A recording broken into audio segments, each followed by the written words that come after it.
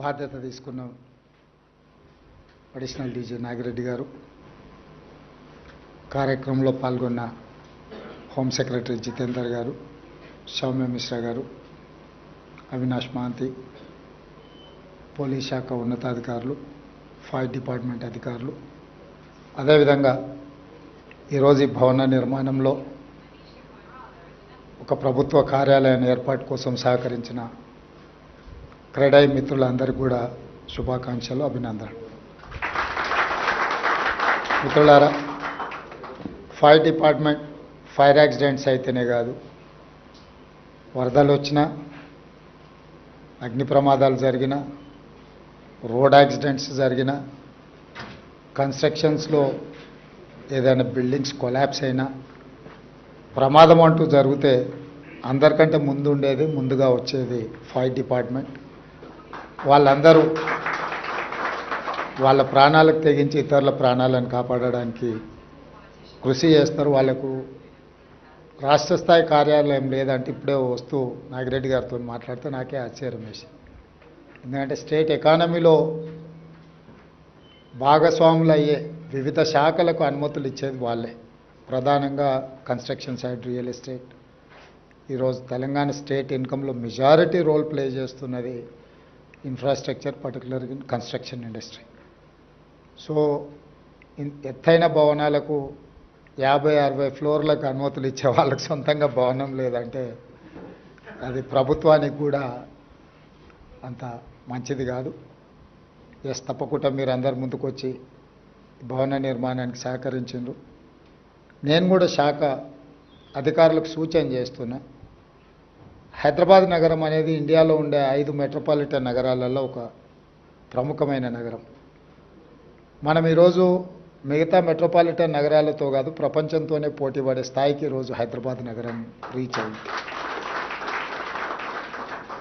దానికి ప్రభుత్వం ఏర్పాటు చేసిన ఇన్ఫ్రాస్ట్రక్చరే కాదు, కార్పొరేట్ కంపెనీస్గా లేకపోతే నిర్మాణ రంగంలో మీరందరూ రాణించడం వల్లనే ఈ హైదరాబాద్కి గుర్తింపు వచ్చింది. ఔటర్ రింగ్ రోడ్ కావచ్చు, అంతర్జాతీయ ఎయిర్పోర్ట్ కావచ్చు, ఐటీ సెక్టర్లో వచ్చిన ఈ మొత్తం పెట్టుబడులు కావచ్చు, హైటెక్ సిటీ కావచ్చు, హైదరాబాద్ నగరానికి కృష్ణా గోదావరి జలాలను తరలించడం ద్వారా ఇక్కడికి వలస వస్తున్న వాళ్లకు తాగునీటి సమస్యలను తీర్చడమే కాకుండా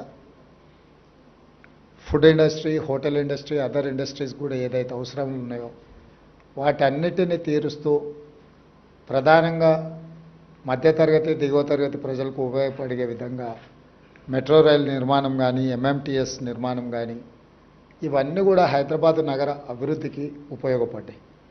వీటితో పాటు ఏ నగరంలో అయితే శాంతి భద్రతలు ఉంటాయో ఆ నగరానికే పెట్టుబడులు వస్తాయి. ఈ హైదరాబాద్ నగరంలో ఒకప్పటి వాతావరణం నుంచి బయటకు తీసుకొచ్చి మత కలహాల నుంచి శాంతి భద్రతల సమస్యను పరిష్కరించుకుంటూ ఆనాటి ప్రభుత్వాలు ఒక విధానాన్ని నెలకొల్పినాయి. కాబట్టి ఈరోజు ఈ స్థాయిలో మన నగరం పోటీ పడుతుంది. తప్పకుండా అది చంద్రబాబు నాయుడు గారు కావచ్చు, రాజశేఖర రెడ్డి గారు కావచ్చు, చంద్రశేఖరరావు గారు కావచ్చు, గత 30 సంవత్సరాలు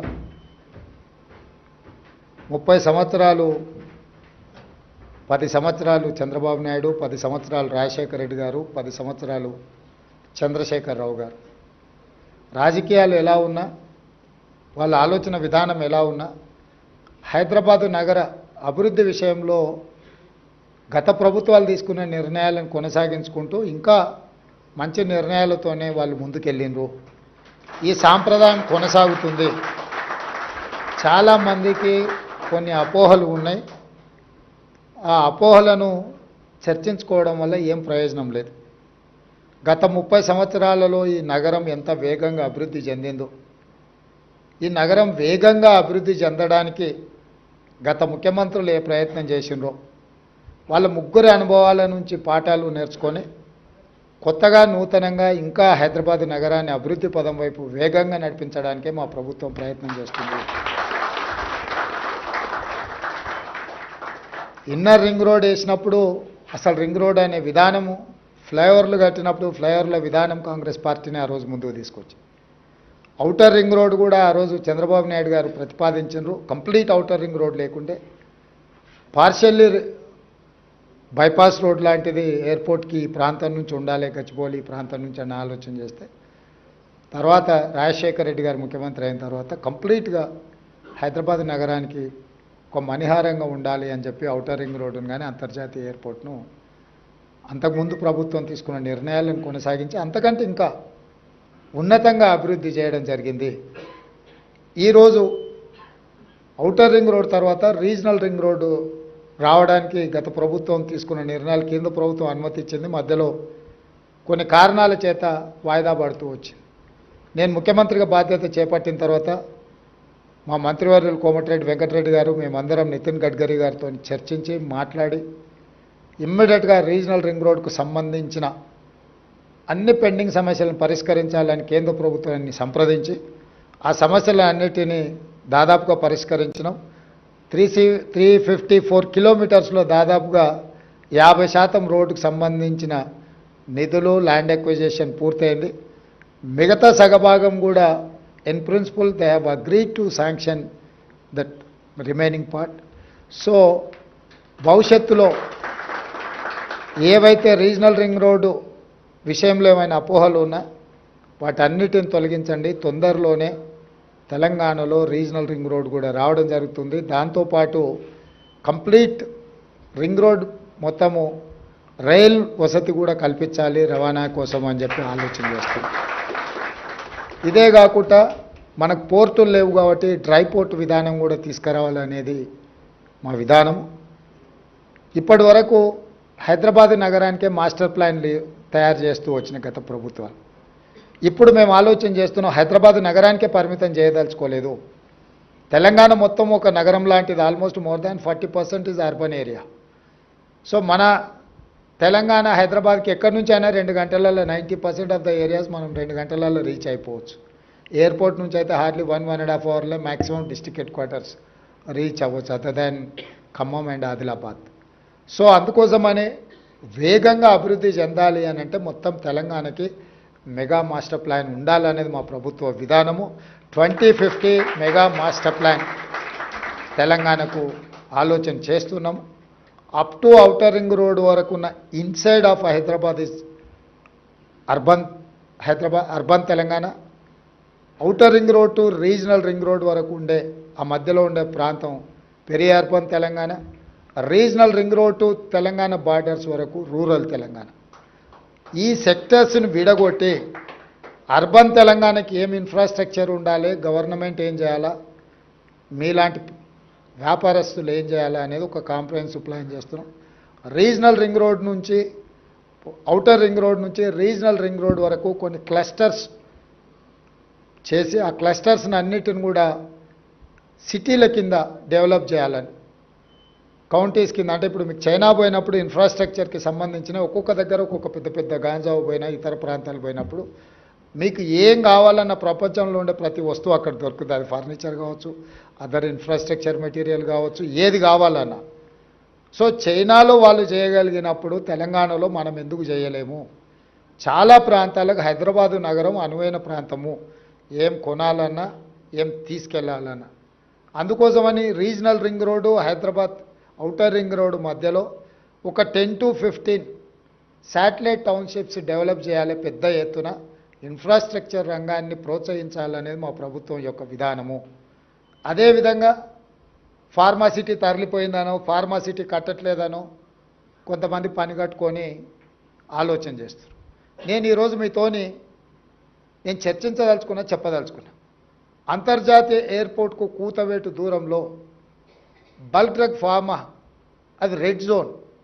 అంటే బల్క్ డ్రగ్స్ అక్కడ పెడితే గ్రౌండ్ వాటర్ ఎయిర్ పొల్యూషన్తో నగరం యొక్క మనుగడనే ప్రమాదంలో పడే అవకాశం ఉంది. అంతర్జాతీయ ఎయిర్పోర్ట్ పక్కన, నెవార్క్ ఎయిర్పోర్ట్ పక్కన అట్లాంటి 1-2 కంపెనీలు ఉంటేనే వాళ్ళు అది అక్కడి నుంచి ఎక్కడికో షిఫ్ట్ చేయాల్సిన పరిస్థితి వచ్చింది, అమెరికా లాంటి నగరంలోనే. సో అందుకే అక్కడ ఉన్న 25,000 ఎకరాలను ఒక నూతన నగరంగా నిర్మించాలి. అందులో యూనివర్సిటీస్ని డిజైన్ చేయాలా, హెల్త్ సైడు హెల్త్ టూరిజంని డెవలప్ చేయాలా, అదేవిధంగా electric cars, electric batteries related, అదేవిధంగా స్పోర్ట్స్ విలేజ్, అదేవిధంగా IT and pharma non polluted ఇండస్ట్రీస్ని అన్నిటిని కూడా అక్కడ డిజైన్ చేయడం ద్వారా ఎయిర్పోర్ట్ నుంచి కూడా ఇప్పుడు మెట్రో రైల్ని ఏదైతే డిజైన్ చేసినామో గతంలో ఇక్కడ నుంచి ఔటర్ రింగ్ రోడ్ నుంచి మెట్రో డిజైన్ చేశారు. ఈ ప్రాంతంలో ఉన్నవాళ్ళు ఎవరైనా మెట్రోలో పోయే వాళ్ళు ఎంతమంది బంజారా హిల్స్, జూబ్లీ హిల్స్ ఈ ప్రాంతంలో ఉండేవాళ్ళు 5 నిమిషాలలో ఔటర్ రింగ్ రోడ్ ఎక్కుతాం, ఆ తర్వాత 20 నిమిషాలలో ఎయిర్పోర్ట్కి చేరుకుంటాం. మెట్రో కంటే వేగంగా మనం కార్లలో వెళ్ళగలిగిన వాళ్ళం. మనం వారానికి 3 సార్లు ప్రయాణం చేస్తాం, కారు అక్కడనే వదిలేస్తాం, డ్రైవర్ కూడా మనతో రాడు. కానీ నిజంగా జనాలకు ఉపయోగపడేది మెట్రో. ఎక్కడైనా అంతర్జాతీయంగా ఈ మాస్ ట్రాన్స్పోర్టేషన్ అనేది చాలామంది ప్రయాణం చేయడానికి థిక్ హై డెన్సిటీ పాపులేషన్ ఉన్న ఏరియాల నిర్మాణం జరిగేది. అందుకే మేము ప్రజా ప్రయోజనం కోసము ఈరోజు నాగోల్ వరకు మెట్రో ఉంది. నాగోల్ నుంచి ఎల్బీ నగర్ నుంచి ఓవైసీ హాస్పిటల్ నుంచి చాంద్రాయణగుట్ట నుంచి P7 రోడ్ నుంచి ఎయిర్పోర్ట్కి ఇచ్చినాం ఫస్ట్ కనెక్షన్. ఎల్బీ నగర్ నుంచి హయత్ నగర్ వరకు మెట్రో కనెక్షన్ ఇచ్చినాం. అదేవిధంగా ఈరోజు మియాపూర్ వరకు మెట్రో ఉంటే అక్కడి నుంచి ఇప్పుడు BHL ఆ నుంచి రామచంద్రాపురం వరకు, చందానగర్ నుంచి రామచంద్రాపురం వరకు మెట్రో ఎక్స్టెన్షన్ ఇస్తున్నాం. ఈరోజు రాయదుర్గంలో ఉన్న మెట్రోను ఈ గచ్చిబౌలి జంక్షన్ నుంచి అమెరికన్ కౌన్సిలేట్ వరకు ఈ ఎక్స్టెన్షన్ ప్రపోజల్ ఇచ్చినాం. అంటే ఈరోజు మేము చేస్తున్న ఆలోచన నిజంగా ప్రజలకు అత్యధికంగా ఉపయోగపడే విధంగా ఉండాలన్న ఆలోచన. మెట్రో ఉంటుంది, మెట్రో రద్దు కాలే. ఫార్మా ఉంటుంది, మీరు సిటీలు ప్లాన్ చేసారు, మేము ఫార్మా విలేజ్లు ప్లాన్ చేసినాం. 2000 నుంచి 3000 ఎకరాలలో ఒక 15 క్లస్టర్సు. మనకు హైదరాబాద్కి 14 రోడ్లు ఉన్నాయి. నేషనల్ హైవేస్ అనుకోండి, స్టేట్ హైవేస్ అనుకోండి. అంటే హైదరాబాద్ బెంగళూరు కావచ్చు, హైదరాబాద్ విజయవాడ కావచ్చు, హైదరాబాద్ నాగార్జున సాగర్ కావచ్చు, హైదరాబాద్ ముంబై కావచ్చు, నాగ్పూర్ కావచ్చు, గుల్బర్గా కావచ్చు. ఇట్లా ఈ రోడ్లల్లో ఎయిర్పోర్ట్ నుంచి 1 అవర్ లోపల రీచ్ అయ్యే ఏరియాల ఫార్మా విలేజ్లు 2000 ఎకర్స్ నుంచి 3000 ఎకర్స్ ఏరియాస్ని అన్నిటిని కూడా డివైడ్ చేసి ఒక 10-15 ఫార్మా విలేజ్లు డిజైన్ చేసి ఒక 10 కంపెనీలను 15 కంపెనీలను ఒక్కొక్క ఏరియాలో పెడితే అక్కడ పొల్యూషన్ కానీ అక్కడ లివింగ్ స్టాండర్డ్స్లో ఉత్తగా ఇండస్ట్రీస్ పెట్టి వెళ్ళిపోకుండా అక్కడ ఉండేవాళ్ళు ఒక గేటెడ్ కమ్యూనిటీ లాగా అక్కడనే ఉండాలి. అక్కడనే స్కూల్స్ ఉండాలి, అక్కడనే హాస్పిటల్స్ ఉండాలి, అక్కడనే షాపింగ్ మాల్స్ ఉండాలి, అక్కడనే వాళ్ళు జాబ్ చేసుకునే ప్రాంతము ఉండాలి. అట్లా ఇవ్వాలన్నది మా ఆలోచన.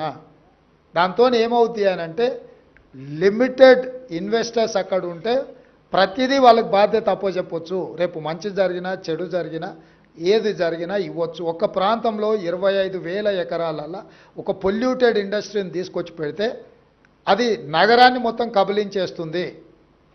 చాలామందికి తెలిసిన ప్రాంతంలో ఒకవేళ అనుభవం ఉంటే సిరీస్ ఫ్యాక్టరీ అని ఉండేది. దాని సైజ్ ఎంత 30 ఎకరాలు. కానీ 30 ఊర్లను అతలాకుతలం చేసి ఆ ఫ్యాక్టరీ ఎత్తేసినాక 10 ఏళ్ళకు కూడా అక్కడ బోర్ వేస్తే ఆ నీళ్లతో వంట వండుకుంటే పసుపు బియ్యం మనము సారబెట్టుకుంటే పచ్చ బియ్యం వండుకున్నట్టు ఆ నీళ్ళతో వంట వండితే అట్లుండేది. సో కాబట్టి అపోహలకు లోను కాకండి. మా ప్రభుత్వానికి స్పష్టత ఉంది, స్పష్టమైన విధానాలు. మాకు అర్థం కాకపోతే మీలాంటి అర్థమైన వాళ్ళని పిలిచి కూర్చోబెట్టుకొని మాట్లాడతాము. మేమే మేధావులమని ఇంట్లో కూర్చొని మేము అనుకోము. నేను రాజకీయంగానే నాకు అవగాహన ఉంది, అది నా వృత్తి. కన్స్ట్రక్షన్ మీ వృత్తి, మీకు అవగాహన ఉంది. కన్స్ట్రక్షన్స్లో ఏమన్నా చేయాలి అని అంటే నేను మిమ్మల్ని అడిగితే ఏం చేస్తే బాగుంటుంది రాష్ట్రానికి అని. పరిపాలన చేయాలి అంటే అధికారులను అడుగుతాం. ఇంకేదైనా నిర్ణయాలు తీసుకోదలుచుకుంటే మహేందర్ రెడ్డి గారు లాంటి సీనియర్ నాయకులను పరిపాలన అనుభవం ఉండి 40 సంవత్సరాలు హైదరాబాద్ రంగారెడ్డి ప్రాంతంలో ప్రతి ప్రాంతం పట్ల అవగాహన ఉంది. ఏ ప్రాంతంలో ఏది పెడితే ఏ ప్రజలకు ప్రయోజనం ఉంటుందో వారి లాంటి అనుభవజ్ఞుల నుంచి సలహాలు తీసుకుంటాం. మా అంతలో మేమే కూర్చొని అపర మేధావులమని ఆలోచన చేసుకొని అవి రుద్దితే మేడిగడ్డలాగా అయింది. కాబట్టి అట్లాంటి పని చేయదలుచుకోలేదు మా ప్రభుత్వము. 2 రోజులు ఆలస్యమైన అనుభవజ్ఞులతో మాట్లాడతాము, వాళ్ళ సలహాలు సూచనలు తీసుకుంటాము. మేము ఓపెన్ మైండ్తో ఉన్నాము, మాకు బేసజాలు లేవు. ఎవరిదైనా సలహా వింటే మనం చిన్నోళ్ళం అవుతామని అనుకోము. ఎవరైనా సలహా ఇస్తే, అనుభవజ్ఞుడు సలహా ఇస్తే అది ఉపయోగపడితే, అది రాష్ట్రానికి ఉపయోగపడితే అది మాకు ప్రయోజనం, రాష్ట్రానికి ప్రయోజనం. రాజకీయంగా మాకు ప్రయోజనం, ఆర్థికంగా రాష్ట్రానికి ప్రయోజనం ఉంటుంది. కాబట్టి ఒక క్రమ పద్ధతిలో గతంలో సృష్టించిన సమస్యల్ని పరిష్కరించుకుంటూ భవిష్యత్తుకు ప్రణాళికలు వేసుకుంటూ ఆ ప్రణాళికలో భాగంగా స్టేక్ హోల్డర్స్ అందరితోని మాట్లాడే విధానాన్ని మా ప్రభుత్వం తీసుకుంటుంది. మీకు అనిపించవచ్చు కొంత గందరగోళం, కొంత ఆలస్యం అవుతుందనో. ముఖ్యమంత్రి గారు వచ్చారు, ఎంఏయుడి ఆయన దగ్గర ఉంది, ముఖ్యమంత్రి ఆయన దగ్గర ఉంది, మా అనుమతులు ఏమి వస్తలేవు, ఎక్కడొక్కడ ఆగిపోయినట్టున్నాయి, ఇన్వెస్ట్మెంట్ చేసినాం, ఇంట్రెస్ట్లు వచ్చి నెత్తి మీద పడుతున్నాయి. ఇట్లా మీ ఆలోచన మీదే, నేనేం మీ ఆలోచనని తప్పుపట్టట్లేదు. మీ ఆందోళన కూడా నేను అర్థం చేసుకోగలను. కానీ పరిపాలన ఏందో అర్థం చేసుకోవడానికి నాకు కొంత సమయం కావాలి. నేను కూడా అట్లనే సంతకాలు పెట్టేదాన్ని పెడతాంటే బాలకృష్ణతో పాటు మనం కూడా ఉంటాం. అందుకోసమని నేను ఏం చేస్తున్నానో నాకు అవగాహన ఉండాలని నేను ఎక్కువ నమ్ముతా. చేసేసిన తర్వాత ఇదేందని నేను ఆలోచన చేయను. చేయకంటే ముందు 100 సార్లు ఆలోచన చేస్తా. ఆలోచన చేసినాక నిర్ణయం తీసుకున్నాక ఇంకెవరేం చెప్పినా కూడా నా నిర్ణయం ప్రకారం ముందుకెళ్తా. నిర్ణయం తీసేసుకున్న తర్వాత ఆలోచన చేస్తే అది నా విధానానికి విరుద్ధము. అందుకే హైదరాబాద్ నగరాన్ని ప్రపంచంతో పోటీ పడే నగరంగా తీర్చిదిద్దుదాము. మీకు ఏమున్నా ఏదైనా నా దగ్గరికి రావచ్చు, చెప్పొచ్చు. పర్సనల్ ఎజెండా లేకుండా స్టేట్ ఇంట్రెస్ట్లో వస్తే 100% అక్రాస్ ద టేబుల్ ఆ ఇష్యూస్ని రిజాల్వ్ చేస్తా. పర్సనల్గా కూడా ఏదైనా ఉంటే అది చట్టపరిధికి లోబడి ఉంటే పర్సనల్గా కూడా ఎవరికైనా పలకడానికి నాకు ఎలాంటి అభ్యంతరం లేదు. చట్టాన్ని ఉల్లంఘించి పర్సనల్గా ఎవరికైనా ఉపయోగపడాలంటే అది నా దగ్గర కుదరదు. ఇప్పటికే మీకు అవగాహన వచ్చి ఉండొచ్చు. నేను నియమిస్తున్న అధికారులను కానీ నేను తీసుకుంటున్న నిర్ణయాలను కానీ ఇంతవరకు నేను అధికారులు ఎవరికైతే అవకాశం వచ్చిందో ఎవ్వరూ నన్ను కలవలేదు, నన్ను అడగలేదు, అంత ధైర్యం ఎవరు చేయలేదు. నేనే కష్టపడే అధికారులు, రాష్ట్ర నిర్మాణంలో ఉపయోగపడే అధికారులు, ట్రాన్స్పరెంట్గా పరిపాలన అందిస్తారు, డీవేట్ వయలేట్ చేయకుండా చట్టాన్ని అమలు చేస్తారు అనుకున్న వాళ్ళందరికీ నాకున్న అవగాహన మేరకు, అంటే అందరికి అవకాశం వచ్చిందంటే రాకపోవచ్చు. ఒక పోస్ట్ ఉంటే 10 మంది ఈక్వల్లీ క్వాలిఫికేషన్ ఉన్న వాళ్ళు ఉంటే ఎవరికో ఒకరికే ఇవ్వగలుగుతాను నేను. కాబట్టి భవిష్యత్తులో కూడా అవకాశాలు ఉంటాయి. క్రడాయి కూడా నేను చెప్పేది ఒకటి, ఈ నగరం మనది. ప్రపంచంలో ఏ నగరానికైనా గుర్తింపు ఏంటంటే బిల్డర్స్ కట్టిన ల్యాండ్ మార్క్సే. నీకు న్యూయార్క్లో పోతే స్టాచ్యూ ఆఫ్ లిబర్టీ అంటారు, హైదరాబాద్కి పోతే చార్మినార్ అంటారు, ఢిల్లీకి పోతే ఇండియా గేట్. ఇవన్నీ ఎవరో ఒక బిల్డర్స్ కట్టినట్టువే కదా. సో ప్రపంచంలో ఏదైనా ల్యాండ్ మార్క్ డెవలప్మెంట్ అనేది మీలాంటి బిల్డర్స్ నిర్మించిన నిర్మాణాలే. ఈ హైదరాబాద్ నగరాన్ని కూడా అద్భుతంగా తీర్చిదిద్దుకుందాము. మీ ఇండస్ట్రీకి అవుట్ అండ్ అవుట్ సపోర్ట్ చేస్తాను. నాకు రియల్ ఎస్టేట్ పట్ల సంపూర్ణమైన అవగాహన ఉన్నది. నాకు రాజకీయంతో పాటు ఇంకొక ఫీల్డ్లో ఏమైనా కొంత అవగాహన ఉందంటే అది real estate and construction. So నాకు అవగాహన లేదని అనుకోకండి. నిర్ణయాలు చేసే ముందు ఆచితూచి కొంచెం దీర్ఘకాలికంగా ఉపయోగపడే నిర్ణయం తీసుకోవాలనే విధానంలో ముందుకు వెళ్తున్నాం. తొందరలో మీకు కావాల్సిన పనులు మీరు ఏమైనా చెప్పదలుచుకున్నా డెఫినెట్గా మా పేషీ అధికారులు అందుబాటులో ఉంటారు. నేను అప్పుడు అమాసకో పుణ్యానికో కనిపించటోని కాదు, ప్రతిరోజు కనిపిస్తా, ప్రతిరోజు కలుస్తా. కాబట్టి మీ అందరికీ, మా అధికారులకు కూడా ముఖ్యంగా నాగిరెడ్డిని నేను అభినందిస్తున్నా. కనీసం ఇనిషియేట్ చేసి మిమ్మల్ని అందరినీ కోఆర్డినేట్ చేసి వాళ్ళకంటూ గుర్తింపు ఉండే ఒక భవనాన్ని నిర్మించుకున్నాను. అట్లీస్ట్ ఫైర్ డిపార్ట్మెంట్ ఏడుందంటే ఇప్పుడు ఒక అడ్రస్ దొరికింది. సో ఎవరికైనా ఒక అంటే ఏమంటారు, ఒక అడ్రస్ ఉండాలి. అత్తపత్త క్యా అంటారు కదా, అట్లా భవిష్యత్తులో కూడా ఆ డిపార్ట్మెంట్కి నా సూచన, ఏదైనా ఇంకా ఏమైనా మీరు చేయగలిగిందంటే మీరు చేయండి.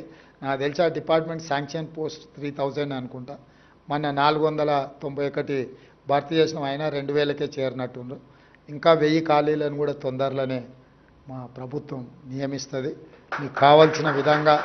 అదేవిధంగా డిపార్ట్మెంట్లో కొంతమంది అధికారుల కింద ముందు వస్తూ నాగిరెడ్డి గారు చెప్పిండ్రు, పోలీస్ డిపార్ట్మెంట్లో ఏదైనా యాక్సిడెంట్ అయ్యి ఏదైనా ప్రమాదవశాత్తు ఎవరైనా చనిపోతే వాళ్ళకి ఇచ్చే ఇన్సూరెన్సు, ఇతర వసతులు మా ఫైర్ డిపార్ట్మెంట్కి కూడా ఇవ్వాలని చెప్పిండు. అదేం పెద్ద కోరిక కాదు, అది మా బాధ్యత. తప్పకుండా పోలీస్ డిపార్ట్మెంట్లో ఉండే వాళ్ళకు ఏవైతే ఫెసిలిటీస్ ఉన్నాయో 100% ఫైర్ సేఫ్టీ డిపార్ట్మెంట్ కూడా ఇవ్వడానికి మా ప్రభుత్వం నిర్ణయం తీసుకుంటామని తెలియజేస్తూ మీ అందరి దగ్గర సెలవు తీసుకుంటాం.